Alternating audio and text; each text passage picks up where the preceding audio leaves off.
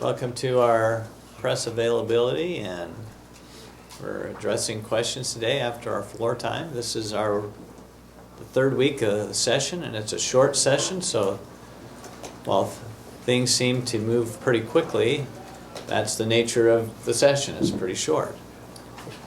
Got colleagues that think it ought to move quicker. Those with a lot of bills. Yes, they want to get through that second reading calendar a lot faster. And we'll start that today because we have afternoon session on the floor now this week, which we'll have more time to address those bills on second reading. We're represented today by both the majority and minority party. We appreciate our minority party's participation in these sessions, media sessions. We'll take questions now. Can we start with a review of the information on the budget that you delivered from the floor, just how much your appropriations subcommittees were able to find and where it came from? Well, of course, there's always, anytime you have a budget that size, there's always room in it to reappropriate or look at what's effective, what isn't as effective.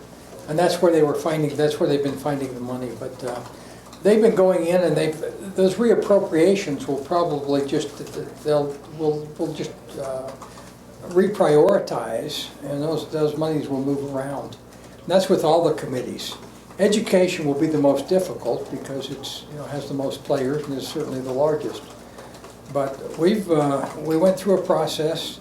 Staff went through a process, made some recommendations, and then we went through the committees that spent the first 2 weeks of the session looking at all of the places that they have money. Where is it possible to find some?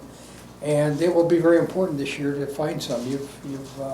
Most of you have heard my speech on how much we have available, and we haven't found a lot considering the list of appropriations requests we have. Well, can you go over the amounts that you talked about on the floor? I thought I heard 800 million and that kind of. No. Okay. Whoa. I know. That would make a lot of folks happy. Yeah, I was gonna say, way to go, Jerry. Those would be tax cut numbers. There may have been one base budget. No, there were budgets certainly much larger than that. Just almost all of them would be of that size.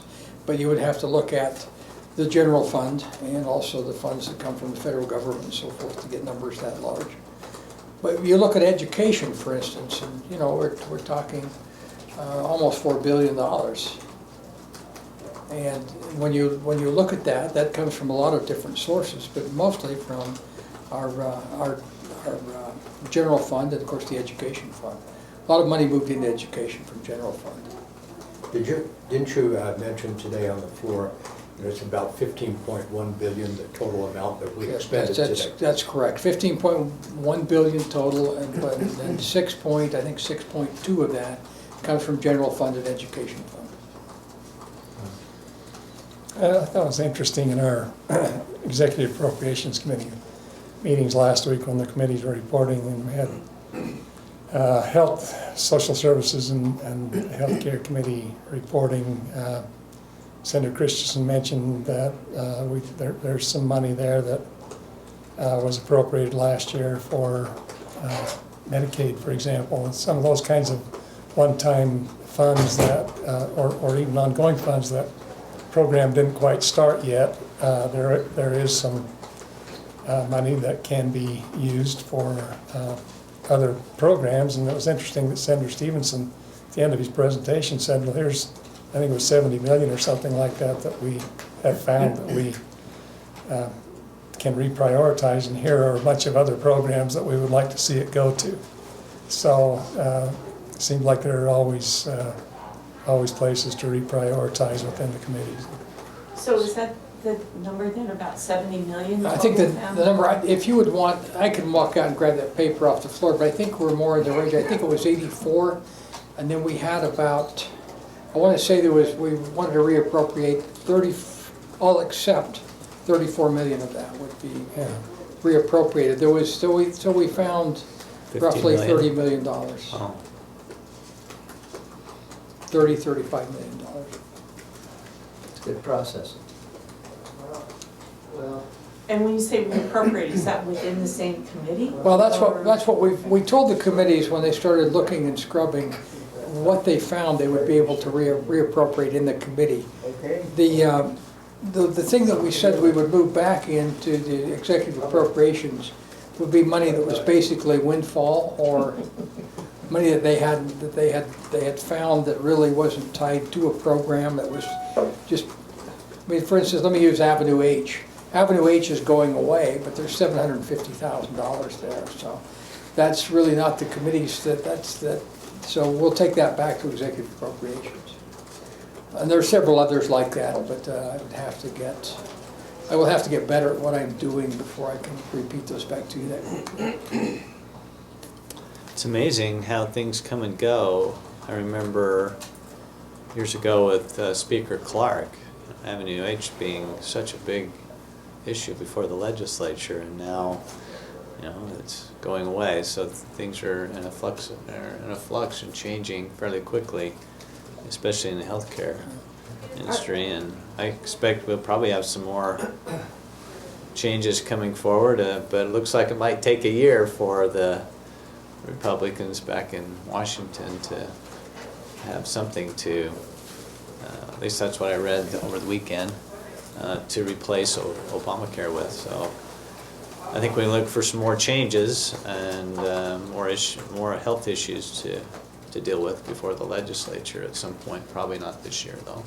So when you say going away, the anticipation is that there'll be a replace program in place when the new budget year begins? Yeah, that's all been being worked on, so. But I mean, Avenue H would stay in place until that time. Right, yeah. Avenue H will, the idea on the task force anyway, the discussion we had on the task force was, as Avenue H is phased out, it would then go to the federal exchange for small business. That's right. Thank you.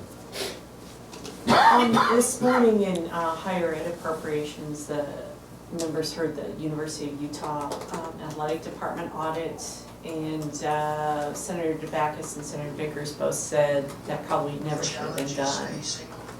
So I know at the time you were supportive of that as member of the Legislative Audit Subcommittee President. Well, what do you say now that at this point, was that a good move to do that audit, or was it, as Senator DeBackus said, just punishment for the University of Utah?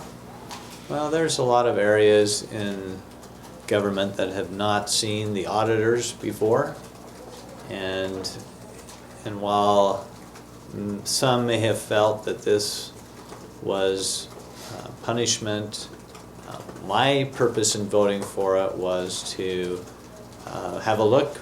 We haven't looked at athletic departments before. Let's see if there's some policy issues we need to address, and that's what these audits do. And I think there was a couple of things that were brought out that I think there's hopefully being some adjustments made. Some things with regarding the way fixed assets or capital assets are not accounted for. So I believe it was very productive. I think there were some good results, and we found out that things worked pretty well, and we find that in many of the audits. But it is our responsibility and obligation to systematically work through government and make sure we're having a look at all departments and all facets of where monies are being spent. Senator Davis, you voted for that too, didn't you, on Legislative Yes. Audit Subcommittee? I think some of the things that came out in that audit, some of the questions that were raised, also raises the same question at the other universities in the state of Utah. And now they will hopefully take a look at that audit, and they will address those issues the same. And that's exactly the view that we have with many of these audits. We do focus on one entity, but it does provide policy questions and changes for all those in that same category.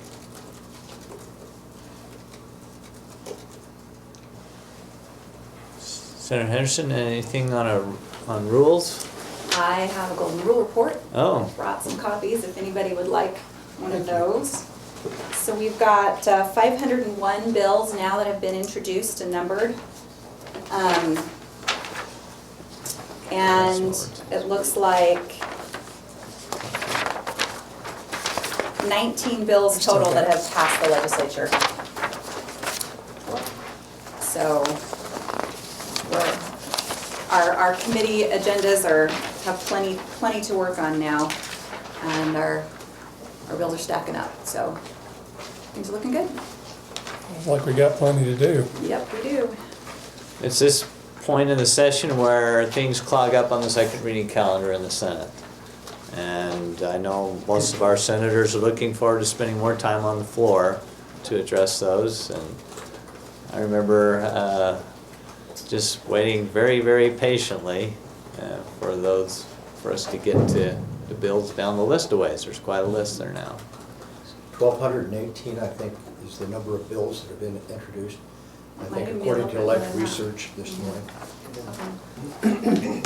I was looking at one statistic, 194 bills introduced to the Senate this year, 158 last year, 180 in 2015.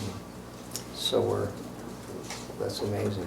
Hopefully that's because they're getting them drafted and done and out earlier in the session, but That's I don't actually a know. good statistic. I still haven't got any of mine out, so. I know the feeling. And he's the majority leader. in the Senate. Okay, any other questions? Do we have any questions from our viewers or listeners?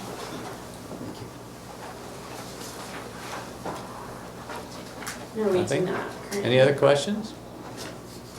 Okay, Let's go thank you. to lunch. Yes. Well, until tomorrow, we'll see you.